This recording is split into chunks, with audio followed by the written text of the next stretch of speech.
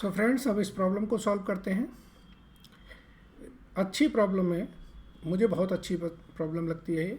तो एक बार आप पढ़ें और आपको भी समझ आएगा।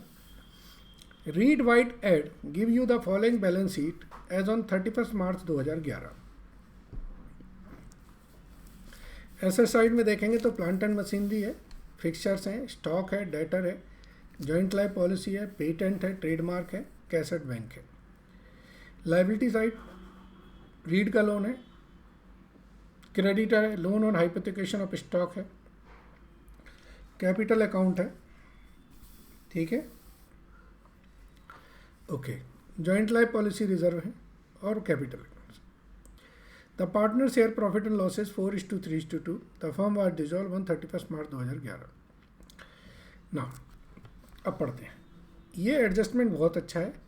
Add had taken a loan from insurer for ₹5,000 on the security of joint life policy.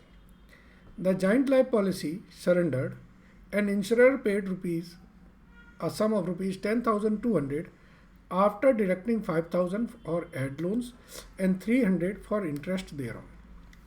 कुल मिला के अगर उसने लोन नहीं लिया होता तो मुझे 15,500 रुपये मिलते, लेकिन अब मुझे मिले कितने, 10,200, और 5300 रुपये मुझे एड ने जो लोन ले रखा था उसका उसने काट लिया। तो टेक्निकली हम 5,300 रुपीज़ एड से रिकवर करेंगे। दूसरा पढ़ें। One of the creditor took some patients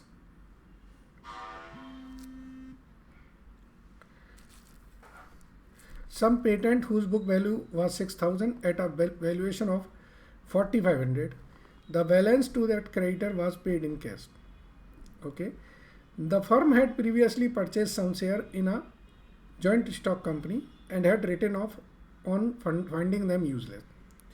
The shares are now found to be worth of ₹3,000 and the loan creditor agreed to accept the share at this value.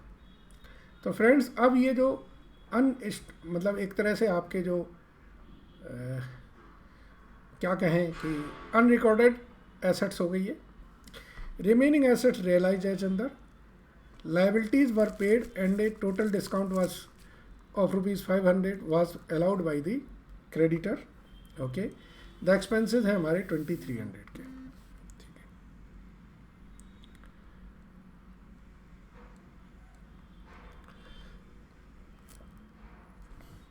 चलिए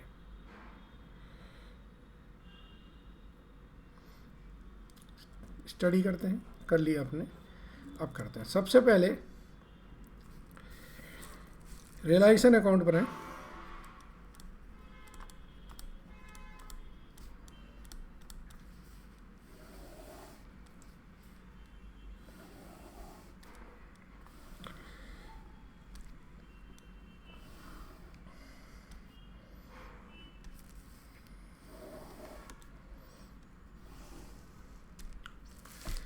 इसके साथ partners capital account बनाएं।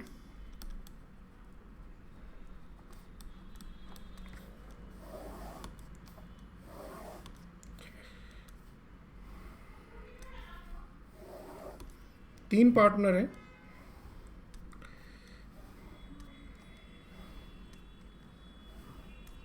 तो 3 capital account बन जाएंगे। और एक बनाएं आप कैश एंड बैंक अकाउंट, ठीक है।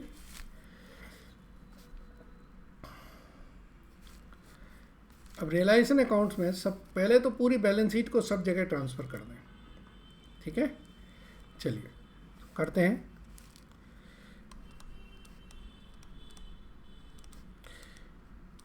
प्लांट मशीनरी है हमारी 30,000 रुपये की। फिक्सचर्स है, स्टॉक है, फिक्सचर्स 2,000, स्टॉक 10,400, डेटर्स हैं हमारे 18,400। इस पे जो प्रोविज़न बना है उसे आप क्रेडिट साइड में लिख दें, कितना, 400। जॉइंट लाइफ पॉलिसी है 15,000 की।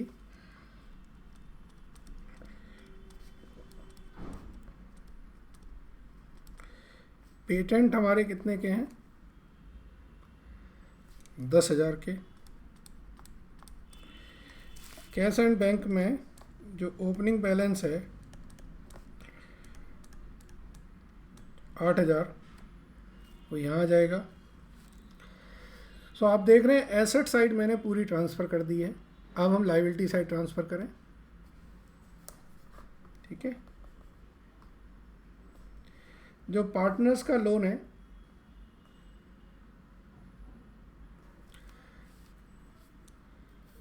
उसे आप डायरेक्ट भी पे कर सकते हो।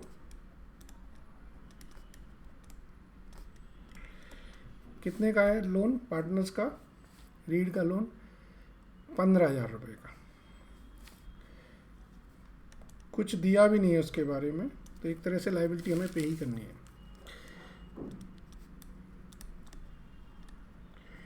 क्रेडिटर है मेरे पास कितने के? 17,800 के।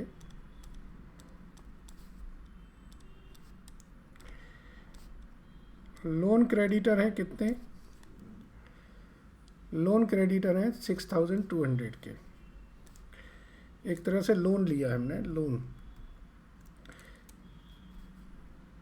6,200।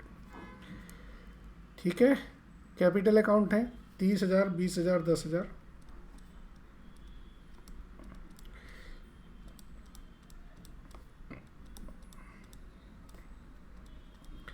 जानबूझ के मैंने गलत बोला है, जिससे आप लोगों का पता रहे कि आप ध्यान दे भी रहे हैं कि नहीं। 30,000, 10,000, 2,000 है। और जॉइंट लाइफ पॉलिसी रिजर्व है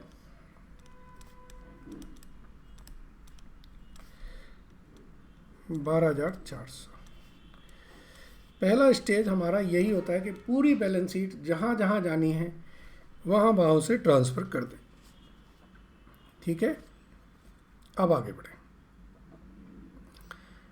अब पहला एडजस्टमेंट पढ़ें क्या है। Ed had taken some loan from insurer.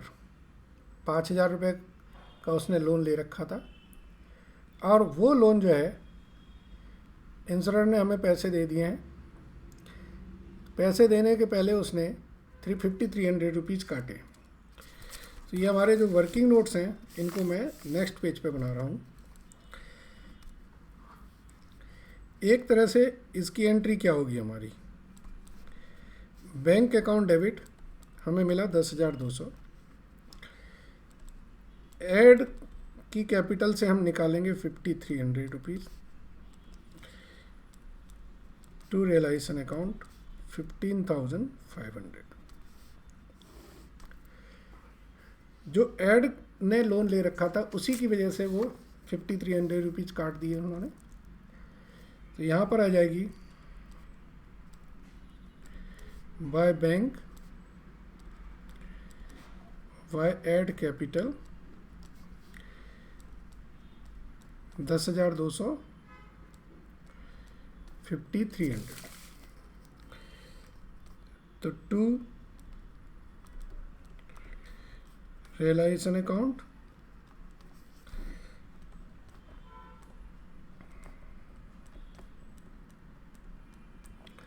ये जॉइंट लाइफ पॉलिसी का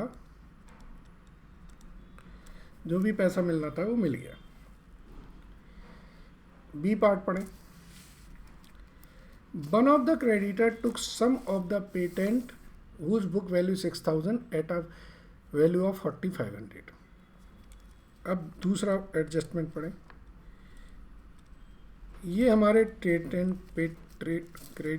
पेटेंट है और ये हमारे क्रेडिटर हैं। सॉरी, यहाँ नहीं बनेगा वो।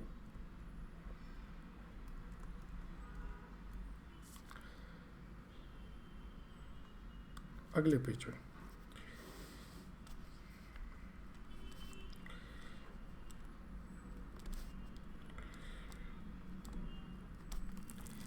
पेटेंट हैं, क्रेडिटर हैं। पेटेंट कितने के हैं? पेटेंट है आपके 10,000 के और क्रेडिटर हैं 17,800 के।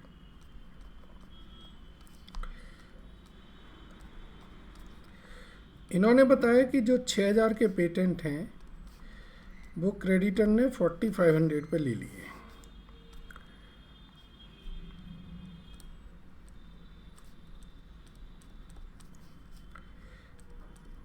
तो ये मेरे जो बैलेंस बचे वो ये बचे। The balance of the creditor was paid in cash.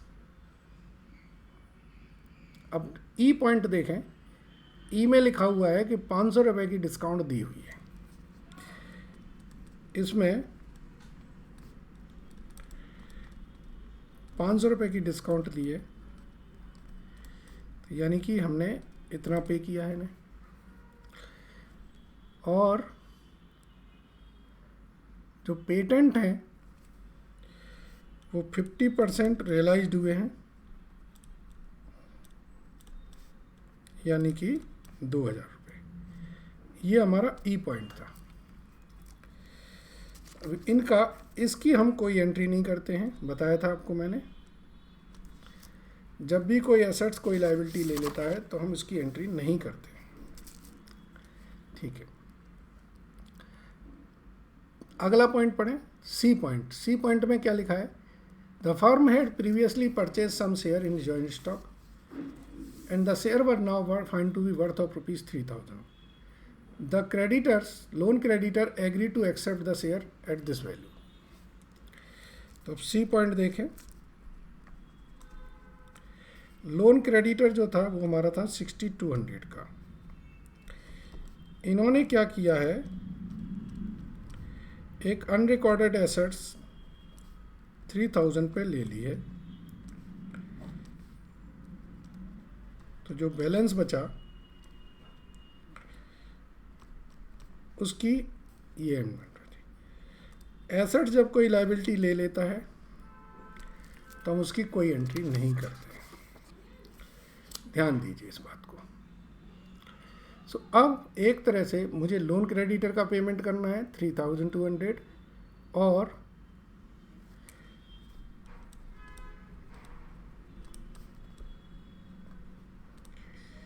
Creditor को मुझे देने 12,800।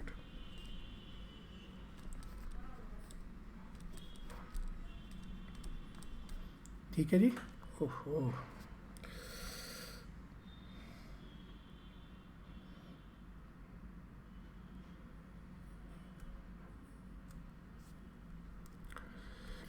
पेज चेंज करने का भूल जाते हैं।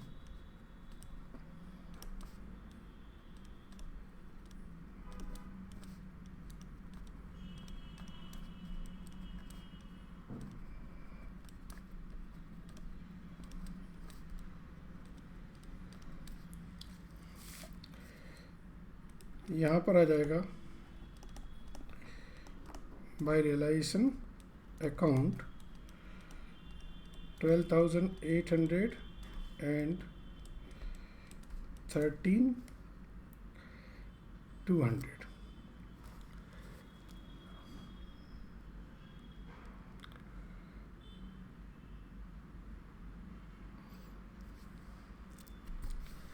अब आप देखिए रियलाइजेशन के एक्सपेंसेस कितने हुए हैं, 2300 के। सो उन्हें भी पे कर दें।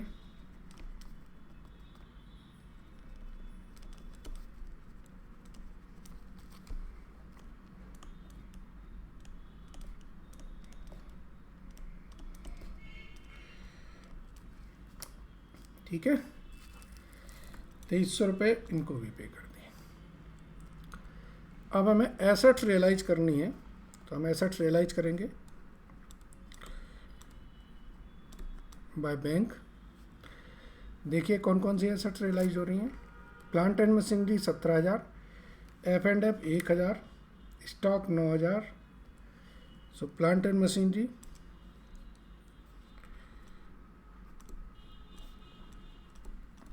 17,000, फर्नीचर फिक्सचर्स 1,000, स्टॉक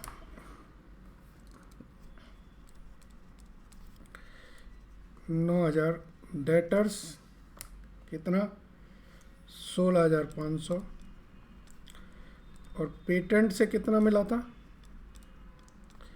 2,000। टोटल कितना हो रहा है 45,500।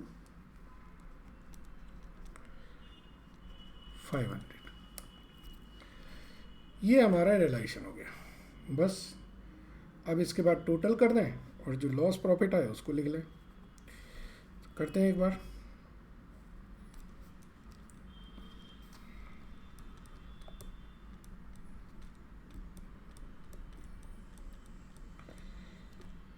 ठीक है जी।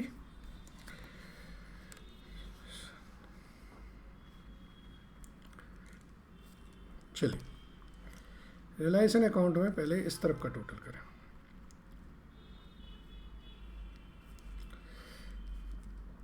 30,000 plus 2,000 plus 10,400 plus 18,400 plus 15,000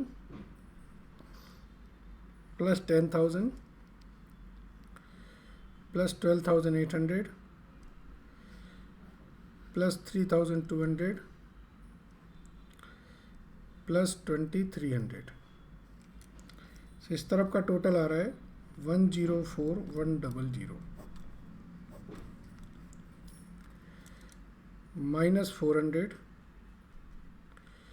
minus 17,800 minus 6,200 minus 12,400 minus 10,200 minus 5,300 minus 45,500।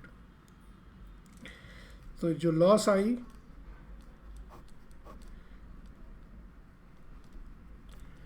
वो आई 6,300 की। सो RWA में ट्रांसफ़र कर दें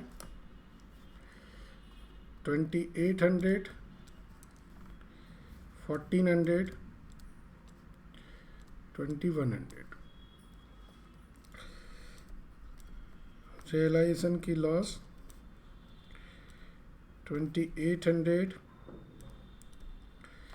1,400 2,100।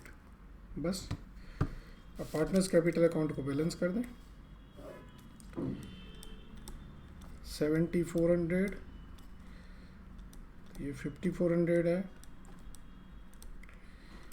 बाय बैंक आ जाएगा। एड्स कैपिटल से 30,000 10,000 27,200 8,600 जो बैंक अकाउंट आएगा by Reid capital account by Wright capital account.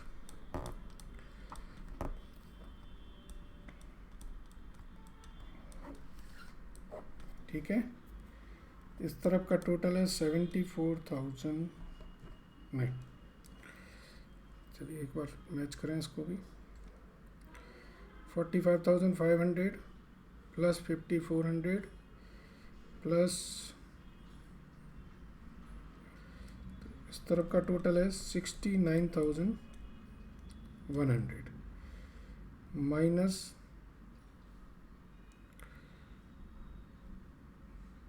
Minus minus ठीक है 69,100। तो ये इस पर टैली हो जाएगी। सो ये क्वेश्चन भी आपको समझ आया।